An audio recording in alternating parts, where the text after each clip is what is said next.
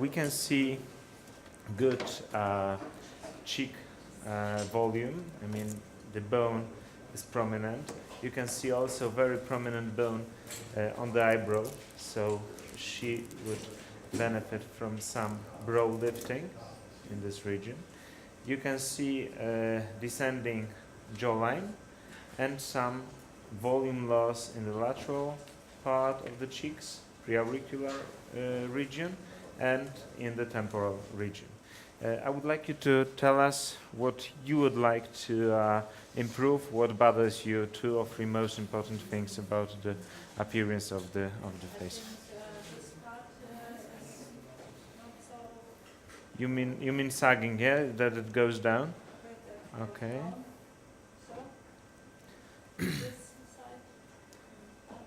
And what about the neck? You would like it to be more tense, more dense, more tight, yes? Yeah. Okay, perfect.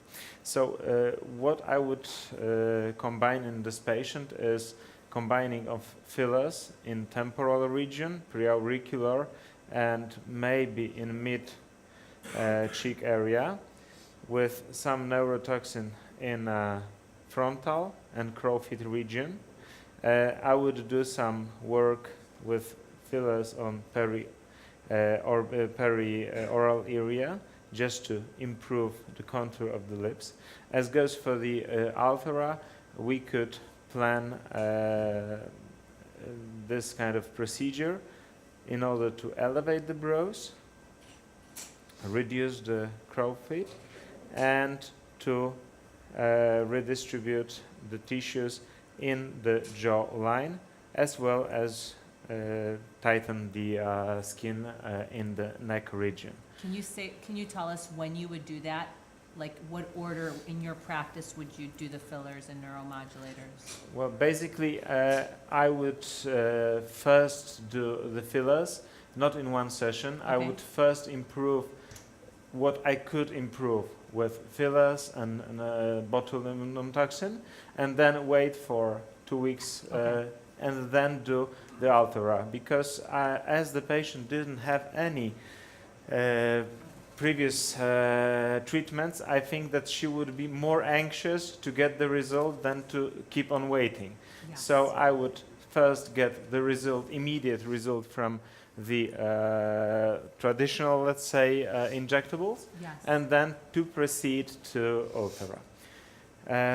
I don't know, because it's our common patient, are we going to discuss it simultaneously? Or I think let's just do it separately, because they're videotaping, okay, you guys, perfect, and they're going to give you a copy of your tape. Okay, perfect.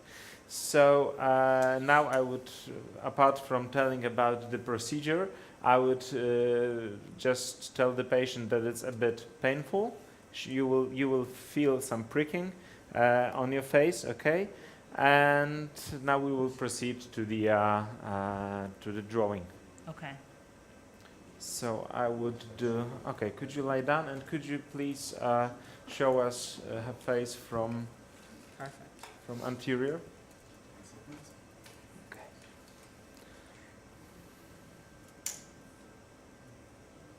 What I do in my practice to visualize the frontal branch of the facial nerve, I do the so-called pitangui line that is 1 to 1.5 centimeter above the lateral part of the orbital of the eyebrow, and goes to the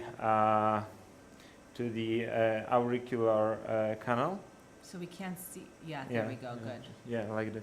So we just basically draw this line, and in this area, when there is the sentinel vein for the plastic surgeons, that's the no-go zone.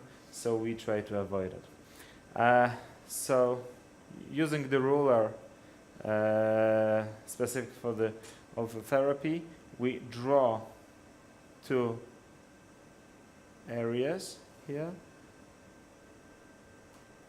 We try to avoid the supraorbital, so we would have to go. I can feel the notch here, so there's another no-go zone.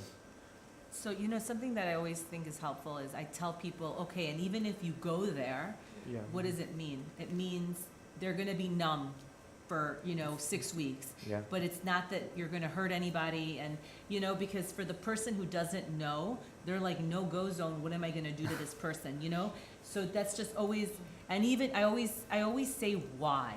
It's obvious in our minds why, but not to everybody in the audience is what I've learned. Yeah, you basically won't damage the nerve like surgically, Yes. so you don't have to be really afraid of it. It's only the effect of swelling after the procedure. So any kind of paresthesia, any kind of numbness, any kind of broptosis that you may provoke will not be long lasting. So after a few weeks, up to 2 months or 1.5 month, it will go away. So now we have 2 zones here in order to elevate the whole eyebrow, not only to elevate the lateral part of it, which could be basically really nicely accomplished by neurotoxin alone. So keep in mind that this patient would be first treated with injectables, so she would have this eyebrow elevated anyway. So just you have to do the whole eyebrow in order to elevate it, not to get an unnatural look, the so-called Mephisto look, just to pull it out all up. So that's for this region. As goes for the crow feet, I will just do one series of shots here. So that would be, the zone where to treat.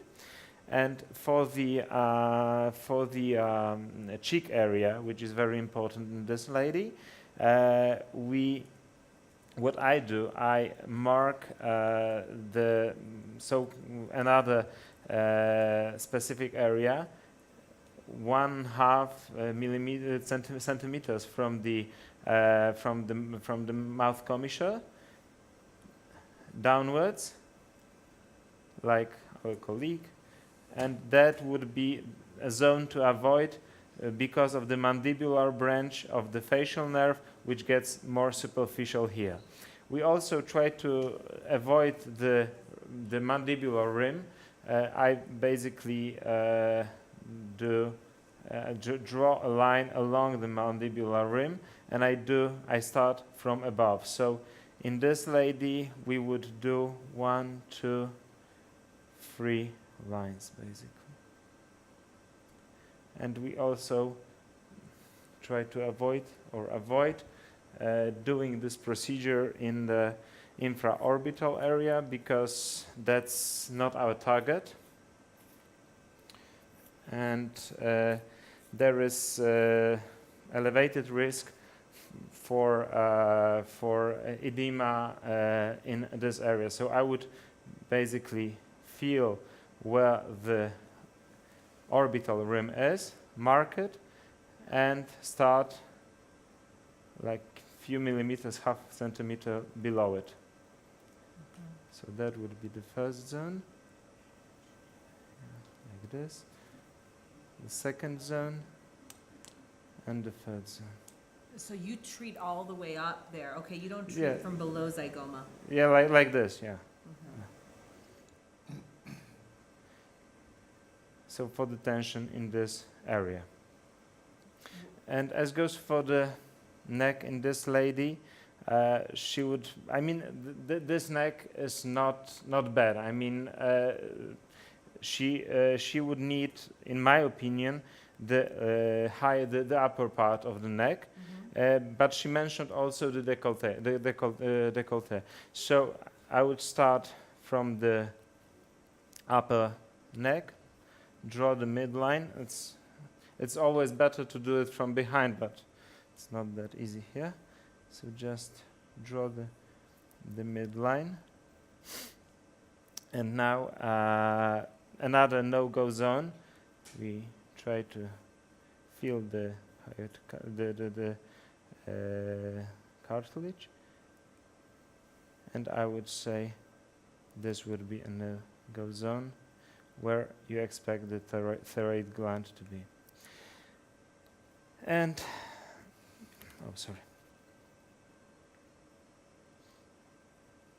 and you just draw.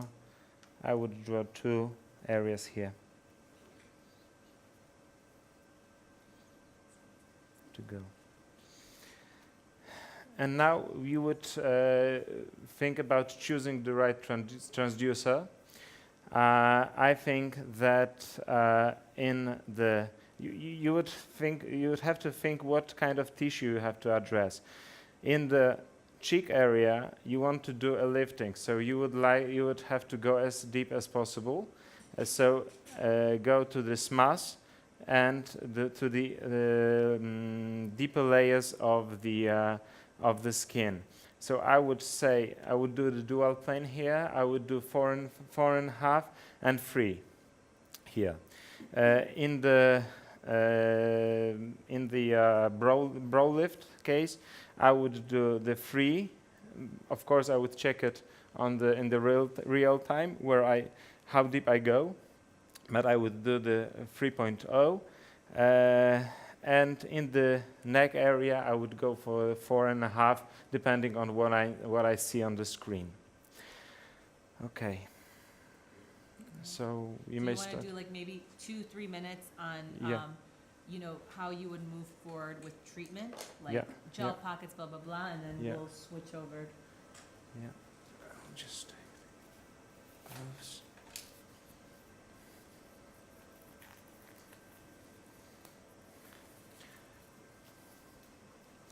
So we would have the patient positioned prone. If we make it.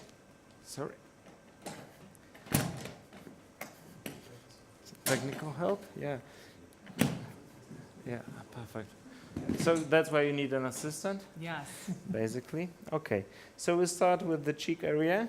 Could you just move your head? Yeah, like this. So this is how you do in clinical practice, you always start with the cheek first? Yeah. Because it's deeper, it's bigger. I start with the cheek. That's where you go. Okay. Okay, could I ask you to come over here and just to show us maybe.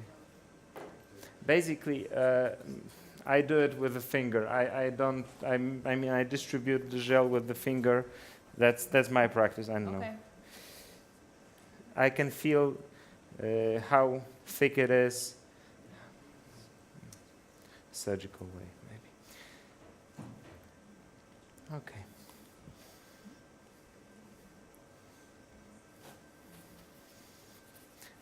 I also do it from behind, so basically, okay. So now I put some tension on the skin, and then I can see how. Could you show the screen, please? How good it is. Okay. So now you can see it's pretty good, and then you should.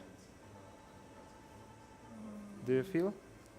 And I just move up with this hand still with tension and putting some pressure onto the handpiece and go a few millimeters up.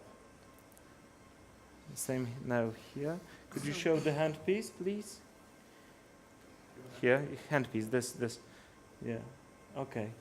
So I go a bit up and another shot. A bit up and another shot. I constantly put tension with my left hand, and then I follow it with my right hand, so with the handpiece. I mean, right, left, doesn't matter.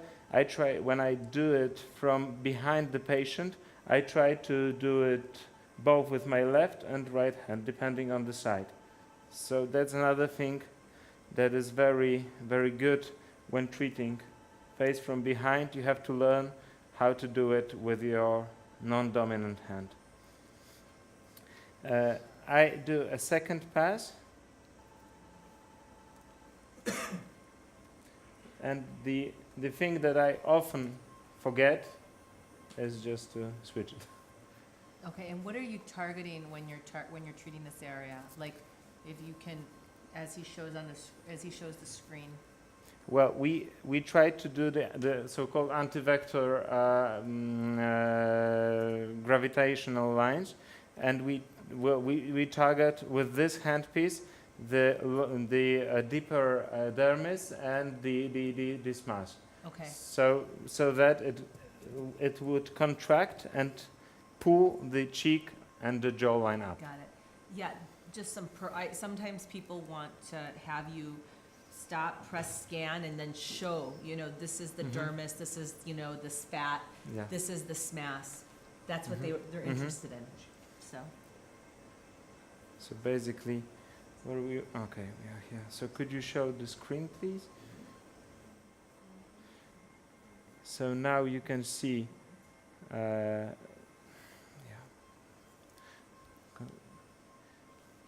Here you can see. Oh, sorry, it's too far away.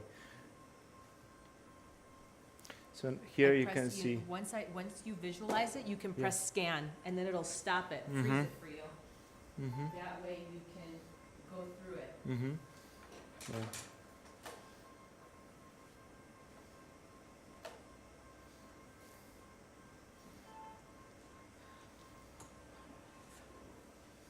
So you can see the skin, the dermis, and now you can see the aponeurosis would be here somewhere.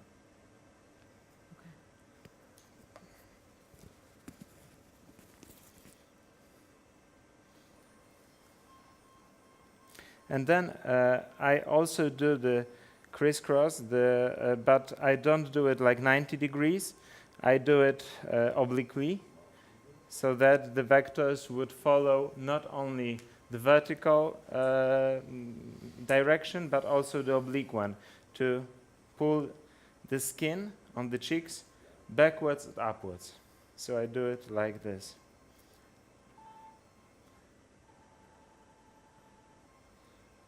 You may get somebody who asks you about evidence for vectoring, whether it's superior or not to just the regular.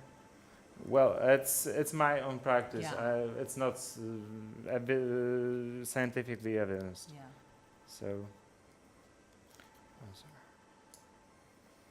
you keep on pulling this part up. Okay. And then we move on to the other areas and repeat. I mean, I've only done 8 here, but so we visualize. Oh, here's a better scan, basically, and then we follow the treatment. So side by side. If someone asks me whether I'm not afraid of overlapping, I'm not, basically.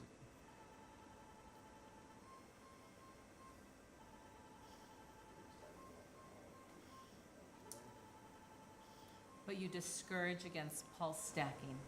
Sorry? You discourage against pulse stacking. You want people to keep moving. Yes. And yes. then coming back and then move. Yes. That's what, okay. Yes. So I do the oblique. That's my technique. I do. And then any pearls for the neck before we move on to? For the neck, I do the same. I mean, I try to do what assistant would do. I mean, I take with my non-dominant hand or not treating hand. I pull the skin downwards in order to give some tension. So do you do 3 columns here, or you're doing 4? I would do 1, 2, and 3 Okay. on one side. So then with the non-treating hand, I pull the skin to give some tension to it, and then I treat it. Side by side as well. And here I try to concentrate only on the columns. If I do the crisscross, I just do the vertical crisscross here.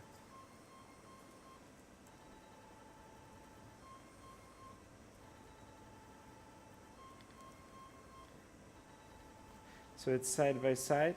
Sometimes if the patient says that it's painful, I try to skip one footprint and then to get back to it.